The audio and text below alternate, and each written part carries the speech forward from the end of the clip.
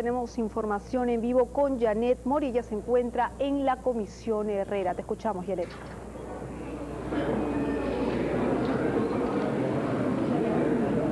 A disposición de sus preguntas. Señores periodistas, he concluido una cordial y respetuosa entrevista con la comisión encargada de investigar las cuentas corrientes atribuidas a Agustín Mantilla y otros temas relativos a la década 1990-2000, y creo haber dejado muy claro ante los señores congresistas, primero, que el partido aprista, y mucho menos quien habla, tengan alguna relación de ningún tipo con el origen y con el destino de los recursos que se atribuyen a Agustín Mantilla y sus cuentas en el extranjero. Y en segundo lugar, he ratificado que más allá de rumores y fantasías, en nuestro concepto jamás existió el llamado Grupo Rodrigo Franco, ni fue obra ni creación del gobierno aprista, sino que se intentó, a través del asesinato de un abogado, orientar una leyenda negra contra el gobierno que entonces presidía. Creo que he sido claro y enfático al deslindar las responsabilidades del partido aprista respecto a los recursos del señor Mantilla y de poner punto final a especulaciones que pudieran existir aún respecto al llamado Comando Rodrigo Franco.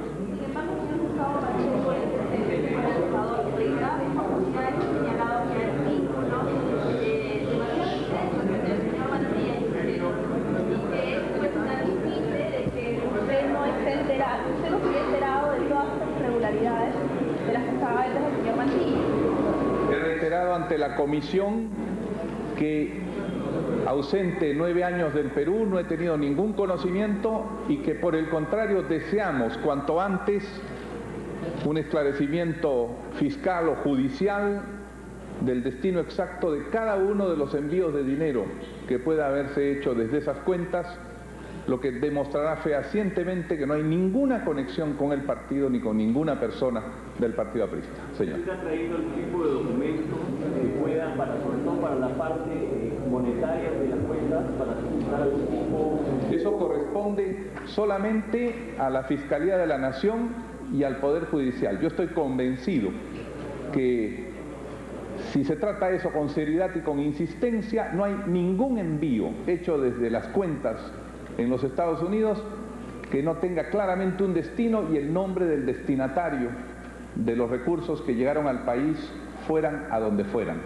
De manera que el más interesado en que se haga esa indagación y esa pesquisa es el Partido Aprista Peruano, para deslindar completamente cualquier sospecha o responsabilidad.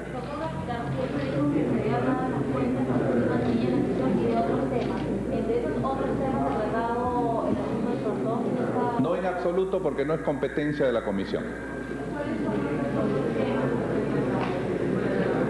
Hemos conversado en extenso sobre las cuentas correspondientes a Mantilla y la necesidad de esclarecer a fondo quiénes fueron los beneficiarios de los envíos o cómo llegó ese dinero o a dónde se envió, y eso puede hacerse con una buena investigación fiscal o judicial, y hemos conversado detalladamente sobre algunos aspectos respecto a la leyenda del Comando Rodrigo Franco y a la interpretación que yo doy al origen de ese comando en 1988.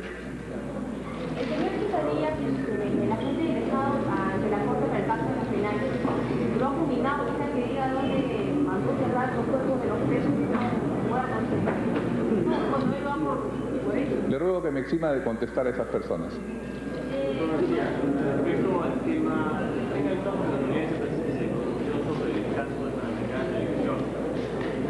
Sobre ese tema, con la actualidad que en esta junta por la empresa, ¿qué comentario le merece que ambos empresarios postulados respectivos están violando la actual ley de telecomunicaciones, incluyendo interferencias en las transmisiones y a otros medios de comunicación como es una radio local de cobertura que también ha visto muchos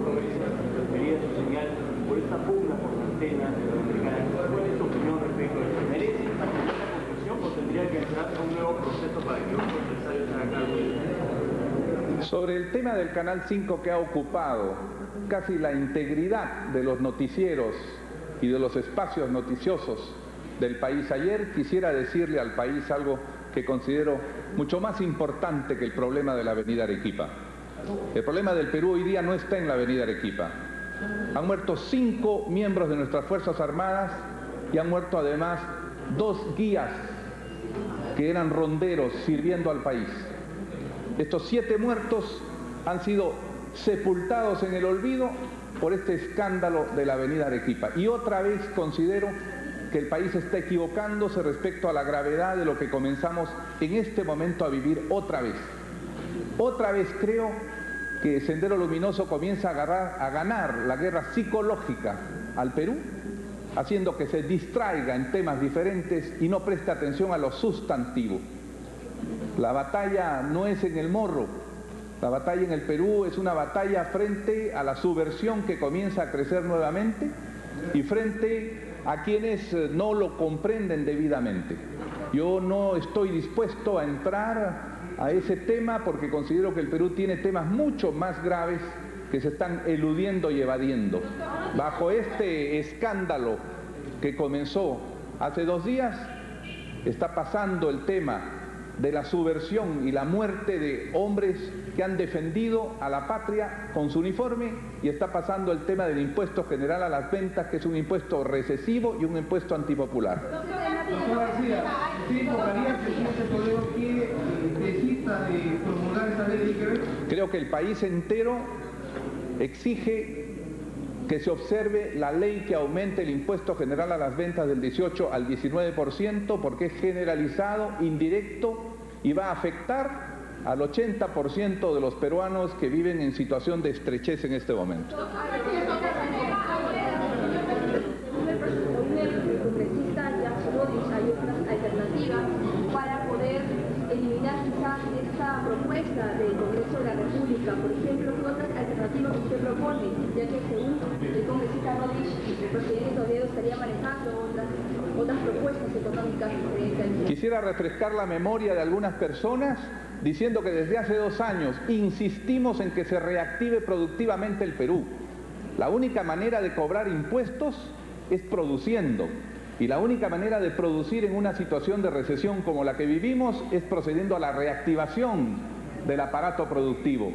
Y eso se logra fundamentalmente comenzando por la agricultura. Y el enorme error en el que insiste el gobierno es postergar la agricultura, que produce y al mismo tiempo da gran cantidad de empleo. Si hace 2 años hubiéramos procedido a reactivar con energía la actividad productiva del país, hoy día tendríamos más impuestos que cobrar. Pero cuando se mantiene la recesión, cuando se limita el gobierno a esperar que llegue inversión externa que fue comprometida por el régimen de Fujimori anteriormente, entonces no damos los pasos necesarios en la agricultura y otras actividades como la pequeña y mediana industria. Si eso se hubiera hecho hace 2 años, estén seguros que en este momento no habría el déficit que existe en las cuentas públicas. Primero, necesitamos comenzar ahora la reactivación productiva y agrícola del país. Segundo, necesitamos que el Estado cobre la deuda que se dio a los bancos hasta por $1.000 millones para evitar su quiebra. ¿Quién va a cobrar esa deuda que día a día disminuye porque se deterioran los activos que la garantizan? En tercer lugar, necesitamos reestructurar el Estado y bajar los gastos del Estado. ¿Cómo le van a pedir a los peruanos que paguen más por el pan, por el aceite, por la harina, por cada uno de hasta por los pasajes al interior, mientras ven que el Estado sigue gastando alegremente sin disminuir sustantiva y estructuralmente sus gastos? De manera que nosotros tenemos un punto de vista diferente. No se trata de tapar con paliativos los huecos del gasto del Estado. ¿Cómo es posible que en Palacio de Gobierno descubramos que hay una deuda de 2 millones por encima del presupuesto que le fue asignado? ¿En qué se gasta en Palacio de Gobierno? ¿Con qué derecho se gasta en lavar manteles y servilletas cuando todos los peruanos tienen que pagar eso con 1% más de impuestos? Reactivar la producción, cobrar la deuda que tenemos a los bancos y reducir los gastos del Estado creo que son fundamentales y el país debe saberlo. Pero este tema que no se tape con escándalos entre accionistas privados de empresas. Doctor García, volviendo al tema del terrorismo. terrorismo. Ayer el ex jefe del Servicio del Consejo Nacional de Inteligencia, el señor Juan Belín, ha revelado que en su momento él puso de conocimiento al gobierno que existía comunicación entre los terroristas que están presos y con la juez, con sus seguidores, y que puso en alerta en todo caso al gobierno, cosa que si hubiese hecho caso, se hubiese evitado esas muertes de ustedes acá. ¿Qué opinan de eso? No solamente el señor Juan Belí, y si lo hizo, cumplió su responsabilidad, pero si no le hicieron caso ante algo tan grave, debió denunciarlo públicamente y poner su cargo a disposición.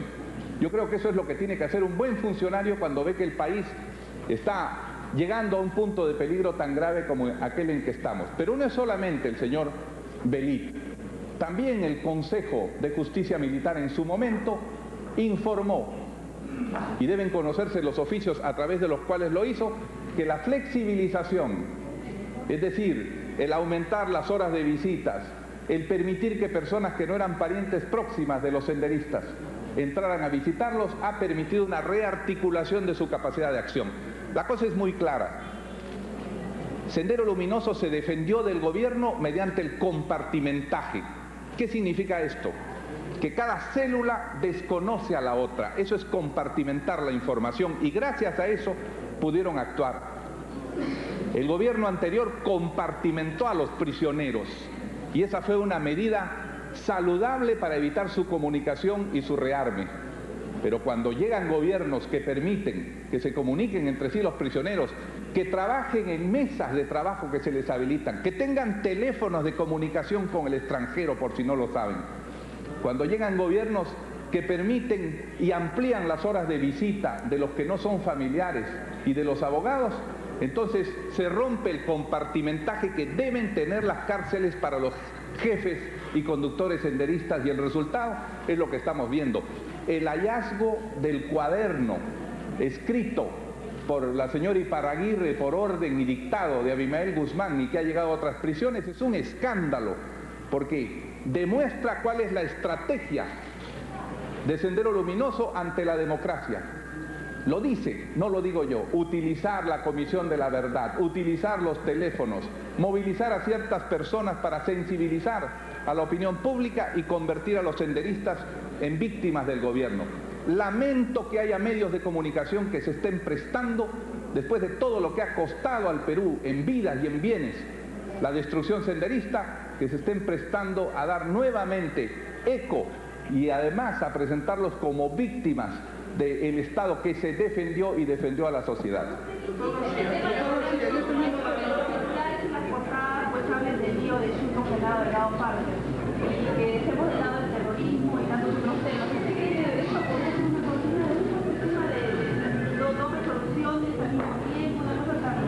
Yo no llego a pensar que todo sea construido por algún servicio de inteligencia o por algún grupo que quiera ocultar el impuesto al IGB y el rebrote de Sendero Luminoso, pero no debemos caer en ese juego.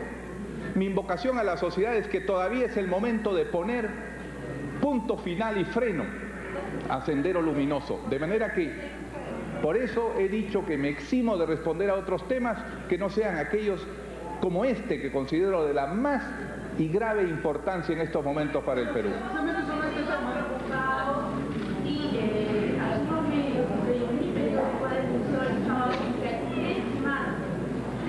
Del pelotón de seguridad egipciano que fueron indultadas a menos de 2 años de haber sido detenidas. Entonces uno no puede evitar preguntarse ¿dónde está la justicia?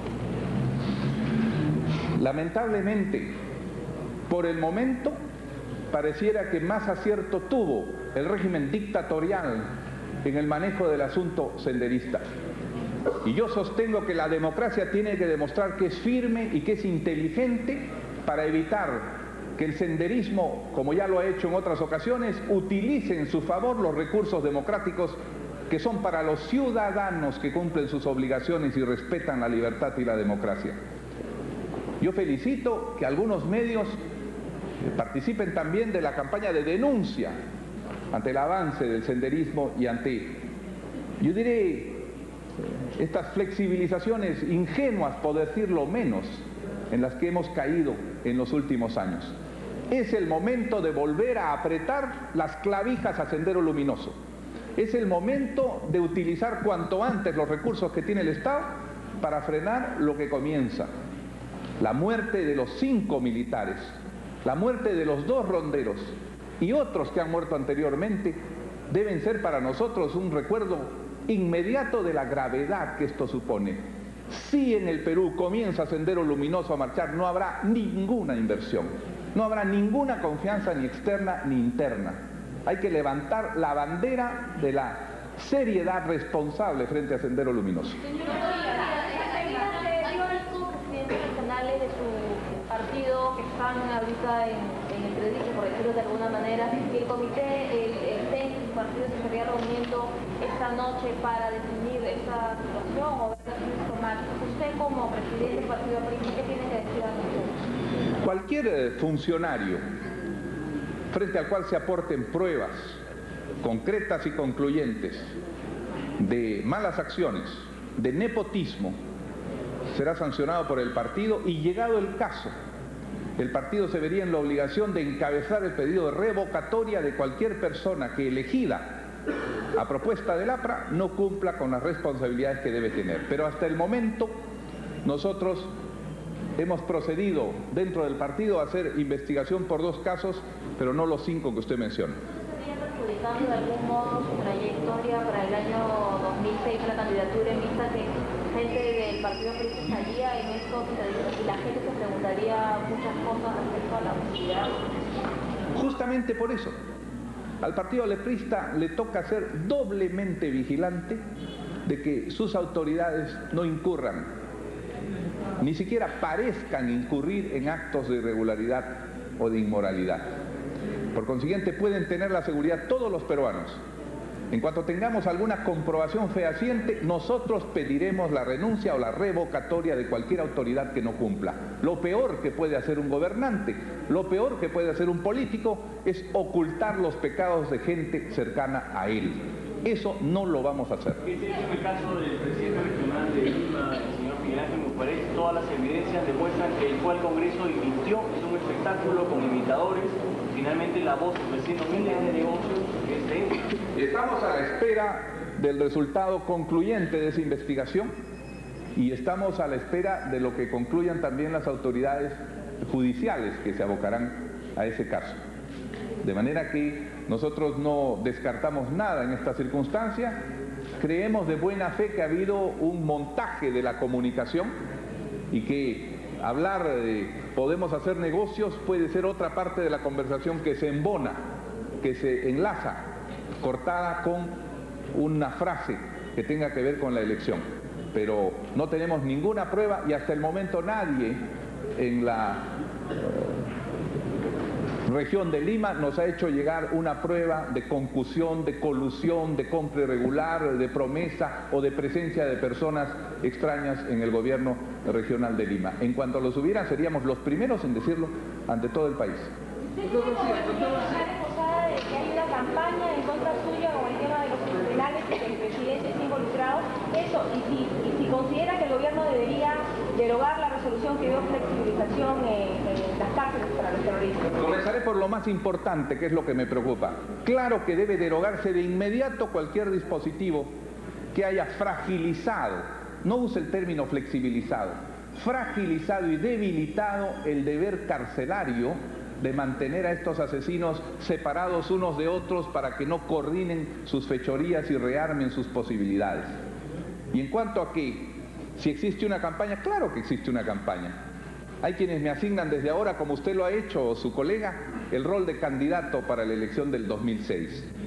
Y como muchos lo creen que ha llegado el momento de destruir al señor García. Y algunos, como Armando Villanueva lo dijo ayer, dicen primero los terroristas que García. Creo que ese es un gravísimo error.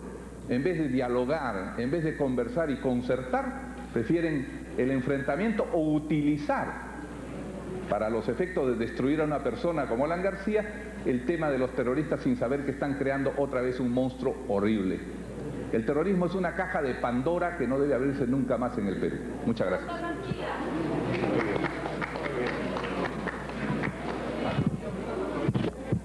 Bien, ha sido la conferencia de prensa del doctor Alan García Pérez al término de su intervención en la sesión de la comisión del congresista Eduardo Herrera, quien investiga las cuentas de Agustín Mantilla, uno de los temas dentro de la investigación que está haciendo esta comisión del Congreso, que investiga la corrupción en la década fujimontesinista. En estos momentos nos han informado de que dentro de algunos minutos más estará también haciendo la conferencia los congresistas del Frente Independiente Moralizador. Ellos también estuvieron presentes esperando a que termine esta sesión de la comisión para finalmente luego también ofrecer una conferencia de prensa. Nosotros vamos a regresar dentro de algunos minutos más con la conferencia de prensa del Frente Independiente Moralizador.